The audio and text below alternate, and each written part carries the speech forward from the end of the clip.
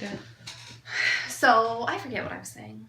So we took the 2 match score specialists and put it together. And then for a while, I was doing the director's position and the enrollment coordinator position. And then that was like not really feasible. So we had to put all of that on one program person. Right. And we pretty much just call her our program coordinator. Yeah. She oversees everything with the program. And we've also unfortunately had to reduce our match numbers. We have to keep a realistic caseload for one person. So we've really reduced our recruitment efforts. Mm-hmm. So where before we used to go out all the time and, do booths and go to the SVS fair and like try to get our name out there. We don't really do that anymore. So all of our new enrollments are just people who have heard of Big Brothers Big Sisters, or they know somebody, or they Googled volunteer experiences in Muncie, and Big Brothers Big Sisters came up. So we just don't enroll a lot of people just to keep our match numbers low and manageable. I had a question and it just went out of my head. What was it? We'll just move on and come back. Okay. What difficulties have you faced while working at Big Brothers Big Sisters? Or I guess like what's most difficult about your job? Like, I think it's just the balance, because we are such a small staff, so we all have a lot of responsibilities, and it's difficult, and sometimes it's discouraging. I mean, when you're a nonprofit and you have a small budget and you're trying to serve these kids and you just want to do the best that you can, and all you want to do is serve more, but you have to like be realistic on what you can safely manage. And I think that's one of the difficult things for me is watching the match numbers go down over the years instead of increasing. So I think that we're in a really good spot right now, though. We have a really good person in programming, and she is really good at organization. And I think that she is on top of things for that aspect of the program. So I do think that we're in a place where we can start doing a little bit more recruitment and getting our numbers up a little bit more. We require different contact schedules depending on how long you've been matched. So, if her caseload is larger with over a year matches, she only has to talk to him quarterly. Yeah. So then that frees up some of her time to make some new matches. So we just have to look at that. And so, I think that's been really difficult, is just balancing everything and figuring out like what's best for the agency. And, that's like my job. So it's a little stressful. What are you most passionate about in Big Brothers Big Sisters? The kids, obviously, like that's exactly what Laura said. When you work at a youth serving organization, like why else are you here if it's not for the kids? Like if you're not here for the kids, then go away. Like what are you here for? What are you doing here?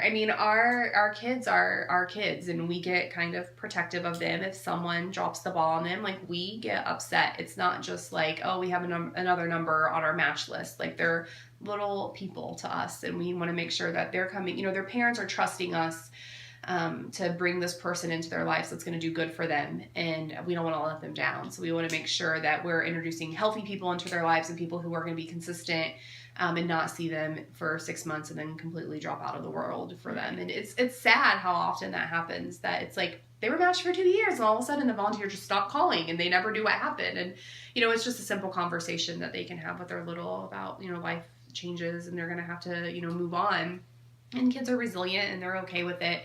But it's really sad for us when they just disappear and the kids are left wondering, like, did they do something wrong, or like what happened?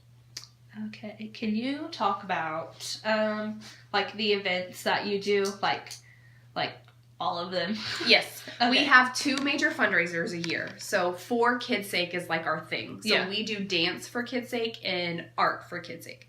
Art for Kids' Sake is usually in November, and Dance for Kids' Sake falls somewhere in the spring, usually like April, May. This coming year, we're looking at April.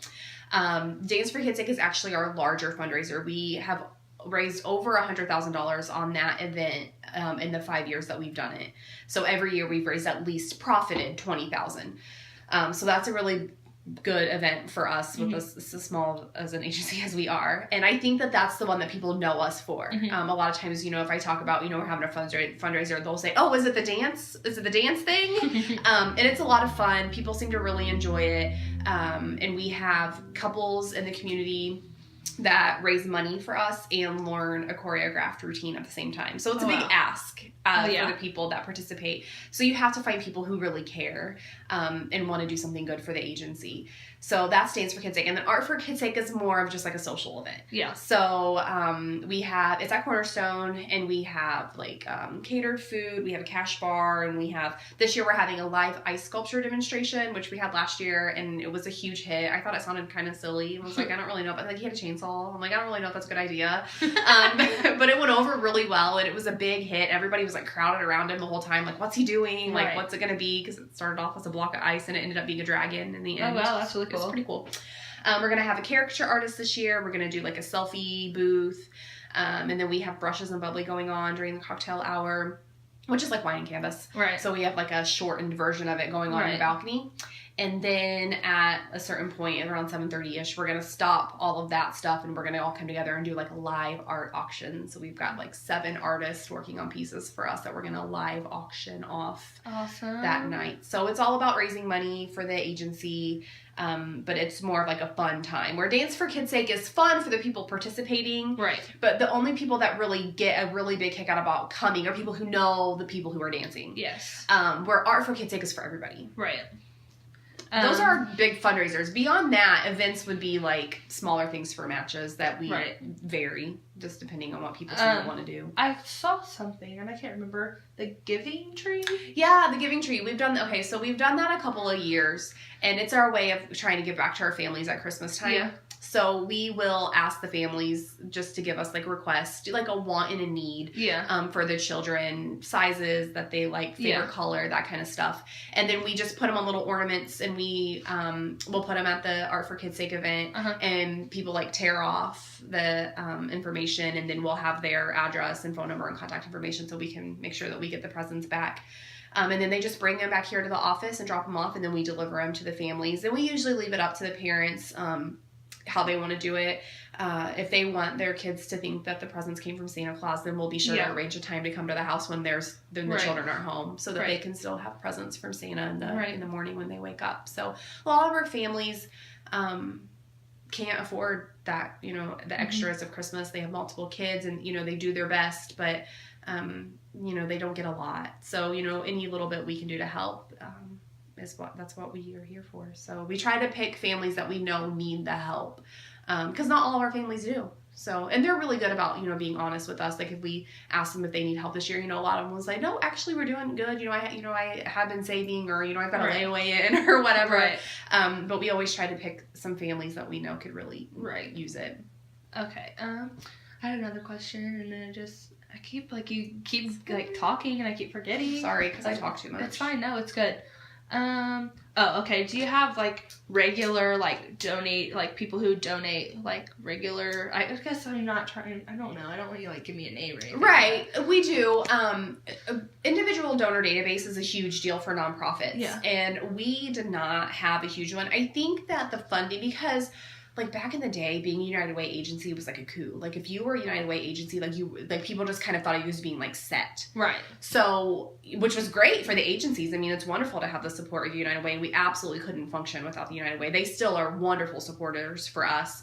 But I think that back then it was you're a United Way supported agency. We'll give to an agency who's not, because they're the ones who maybe need more help financially. So I think that our individual donors isn't as strong as it could be. So that's been something that I've been really focused on, but it takes time. I mean, you can't come in and instantly have a whole list. So it's you got to work on relationship building and keeping them. We call it donor stewardship, but just keeping them informed and engaged throughout the year. So it's not every time they hear from you, it's because you're asking for money, but because you're letting them know of stories that are happening or things that are going on. I'm actually starting an e-newsletter to send out to them on a quarterly basis, so that they're not constantly getting stuff from us, but just every once in a while they'll get a quick update on what we're doing.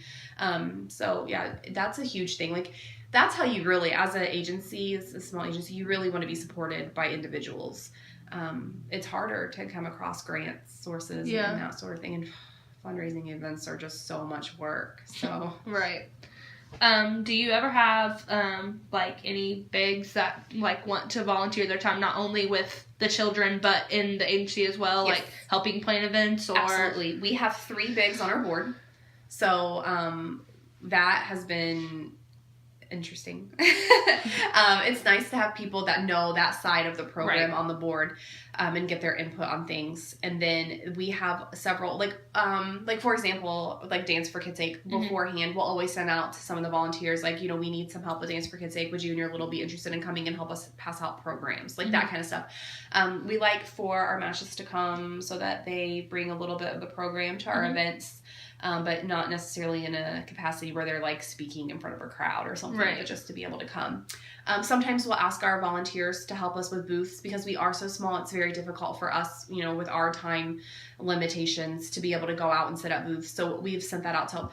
We'll usually pick and choose certain volunteers that we think would be a good fit for doing that. So we've definitely had them do that. And then we've had volunteers, not a lot, but occasionally come in and help with things in the office, when we were like moving, that kind of stuff, help us out with certain things. A lot of our files that we have here are like confidential, so we have to be careful about people just coming in and helping like file stuff. We can't really do that. But there are things that people can help us with. Okay. I know this question, but I just have to have it on record. Do you guys offer an internship for any for Ball State students or for other I don't even know Ivy Tech? Yes. Yep. Yes. We've had a Purdue student before. So yeah, absolutely. We offer internships, but they're non-paid internships. But we do usually have an intern, at least 1 or 2 throughout the year. Fall is a time that we don't seem to get interns, but spring and summer, we usually will have one. So we have one starting in January. But I typically will only take 1 at a time just because space issues. We don't really have a lot of space for multiple interns, and having an intern is actually a kind of a lot of work for me, because it's just someone else to supervise and make sure that they understand what they're doing and make sure that they're doing it in the right way. So 1 at a time is kind of our limit, but we love our interns. Okay. What do you have to do to become an intern? How does that opportunity arise? Usually we are sought out by students.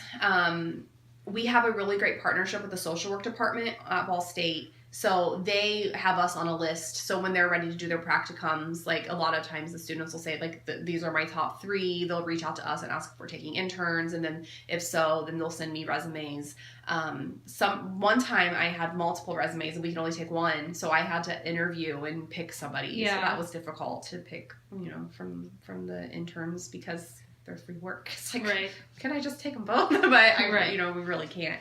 And then, for example, Ivy Tech has social services, and we just had someone contact us about doing an internship in the spring, but we already have one who I've already interviewed and accepted. So she just reached out to me through email and said, hey, I'm a Ball State student. She actually used to be a little sister. Oh, yeah. So, she had that affinity with us, and she was looking for an internship in the spring, and she was wondering if we did anything like that. So I just responded, yeah, tell me what your kind of experience you're looking for, hours, that kind of stuff. She came in and we did a very laid back interview. Yeah. But when she actually starts, she'll be almost like staff. She'll have all the same paperwork to fill out and everything. Right. She just won't be on payroll. Right. Awesome. Okay. But they don't have to be social work. I should point that out too, because I kept saying social work and social services. So we had one over the summer, and he did more like a marketing internship and helped us a lot with our discount card and started planning some of the Art for Kids Sake. He did our ticket design and the flyer design for Art for Kids Sake this year. So we take other interns. They don't have to be social work. But the social work ones will work more with Laura, and then the marketing and anything fundraising, they'll work more with me. Right. Okay. What else? Do you have anything you want to add? Anything I didn't ask that you might want to just say or? I don't think so. The program. The kids are 6 to 14. Yeah. Which I pretty much got all that from Laura, with how many matches there were and how to become a big, what to do to become a little. So I pretty much got all of that stuff from her. Well, no, not really. I don't think so. We went over fundraising and grants. We didn't really talk too much about grants, but that's a big one. We get funded through Ball Brothers Foundation, Community Foundation, Old National Bank Foundation. First Merchants Corporation is one that we get pretty regularly. So, we have some good supporters in the community, and obviously United Way, they are a big one. We love our relationship with the United Way. The thing about the United Way is that they give you money, but they also provide you with support throughout the year. So it feels like a true partnership and not just like a funding source. Here's some money, bye. Yeah, absolutely.